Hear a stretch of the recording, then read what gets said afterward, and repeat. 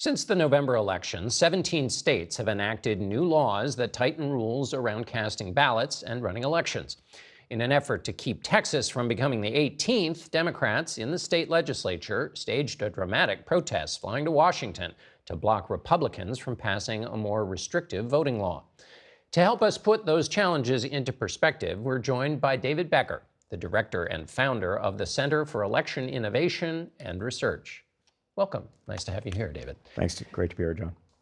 There's a lot going on. So just give us the basic perspective of what's going on with all of these different voting rights efforts. So we're seeing a lot of highly partisan efforts to make it harder for some people to vote. They do appear to be targeted in some ways to ensure that, in particular, the Republican Party right now might be perceived to have a better chance of winning some elections. But what I'm also very concerned about are unprecedented efforts to inject toxic partisanship into the counting of ballots and the certification of election results that occur during election and after an election, where you're going to see potentially chaos from things like what we're seeing in Texas, where they're introducing efforts to allow for partisan poll watchers to roam free within the polling place, interfering with the process, where we're seeing efforts to criminalize activities by professional election administrators who are trying to make it easier and more efficient and more secure for elections to be run. We've never really seen that before, and it could be potentially a national security issue. So I'll get to the national security issue in a second, but essentially, do we have two baskets of concern here? One is limits and challenges to just getting to the polling place and the right to vote. And then the second is what you do after those votes are cast and who gets to oversee them and who gets to question them and that kind of thing. Is those the two basic categories? I think that's basically right. And it's important to note that these are all being based on a complete lie, that the election somehow had some irregularities. We're now well over 8 months past the election. The losing candidate hasn't brought forth any evidence that's been considered by any court or anywhere else that's been valid that the election was not secure. And in fact, this election was, as Attorney General Barr said, as the DHS said under Trump, as the FBI said, and as many others said, this was the most secure and transparent and verified election we've ever held in American history. Yeah, actually, just reset the table here. How many actual people, humans, have been charged or anything with fraud in 2020 in the whole country? I mean, very few. It's a handful. I believe it's under 10 at this point in time. The total number of potential fraud cases that we might see in an election of this size, 160 million people voted in November, which is amazing. But the total number of fraud cases we might see is going to be measured in the dozens out of 160 million, not anywhere near anything that could have affected the outcome.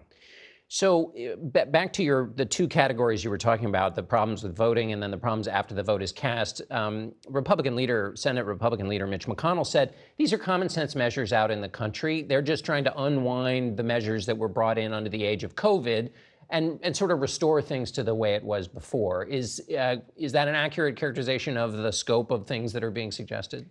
I don't think it's entirely accurate. I think what we're seeing it's always a good idea after an election to look at what actually worked based on facts and maybe consider ways to improve that. And there are ways to increase integrity while also increasing access.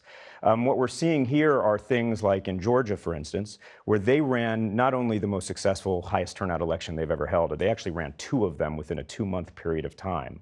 But they did this with paper ballots for the first time in 2 decades, and they were able to count every one of those presidential ballots 3 times, 3 different ways, once entirely by hand. We should be applauding those efforts. I think another thing that's really important here is when we talk about election integrity, it is actually good for election integrity when we have more people voting in different ways over a period of time.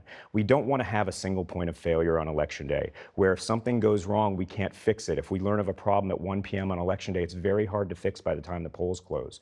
But if we have people voting by mail, people voting early in person, and people voting on election day, as we saw in most states in 2020, we can actually find problems early and fix them so they don't affect the outcome of the election. That's a very good integrity measure. So if those ways of voting are limited, then does that mean there's the opportunity for more chaos? Is this what you were talking about in terms of national security? There's more opportunity for chaos, and America's enemies love opportunities for chaos. That's right. Imagine now we're in a highly partisan environment.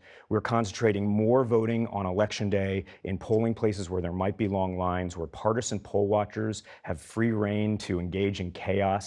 And then we are now injecting partisanship into the counting and certification process, where partisans might be tempted to overturn the will of the people, and they are somewhat empowered to do that by their legislators. This could be a void that our adversaries see and try to exploit in some ways. So in about the last 30 seconds we have, tell me about what your sense is the prospects of abilities to push back against some of these measures that you find alarming, that Democrats certainly find alarming, either in Congress or at the local level. Yeah, we don't have many ways to fight back at this point. We've gone 7 months into the year. Clearly, one thing we need to do is everyone needs to stand up and say this election was valid, it was secure, and applaud the election officials who ran it.